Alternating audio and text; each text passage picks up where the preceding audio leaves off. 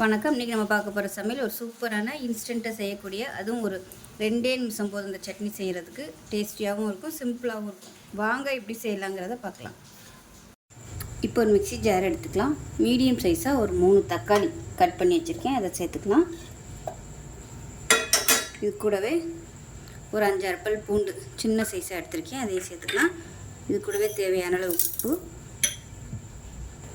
இப்போ அதில் 1/4 டீஸ்பூன் போல் மஞ்சள்தூள், 1.5 டேபிள் ஸ்பூன் மிளகாத்தூள், காரத்துக்கு தகுந்த மாதிரி சேர்த்துக்கோங்க.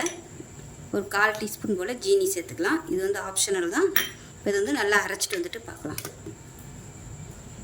இந்த அளவுக்கு நல்லா நைஸாக அரைச்சிக்கணும். இப்போ ஒரு குக்கர் எடுத்துக்கலாம். நல்லெண்ணெய் சேர்த்துக்கோங்க.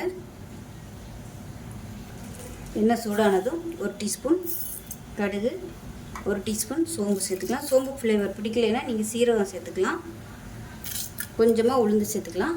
கடுகு வெடிக்கவும் கருவேப்பிலை சேர்த்துக்கலாம். ஒரு 3 வரமிளகாயை சேர்த்துக்கலாம். கொஞ்சமாக பெருங்காயம் சேர்த்துக்கலாம். இப்போ நம்ம அரைச்சி வச்சுருக்க அந்த சட்னி இதோட சேர்த்துக்கலாம்.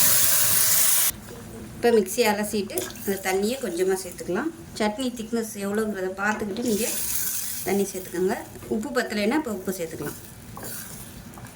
இப்போ குக்கரை மூடி வச்சுக்கலாம். மூடி வச்சுட்டு நல்லா ஒரு 3 விசில் விட்டுட்டு ஸ்டீம் போனதுக்கப்புறம் பார்க்கலாம்.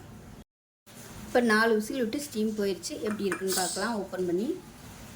இப்போ பாருங்கள், சூப்பரான ஒரு தக்காளி சட்னி, இல்லை தக்காளி கறி எப்படி வேணாலும் வச்சுக்கலாம். அட்டகாசமாக இருக்கும். சுட சுட இட்லிக்கு ஊற்றி சாப்பிடுங்க, சூப்பராக இருக்கும். ஈஸியாக பண்ணிடலாம். ஒரு 2 நிமிஷம் போதும் இந்த சட்னி செய்கிறதுக்கு.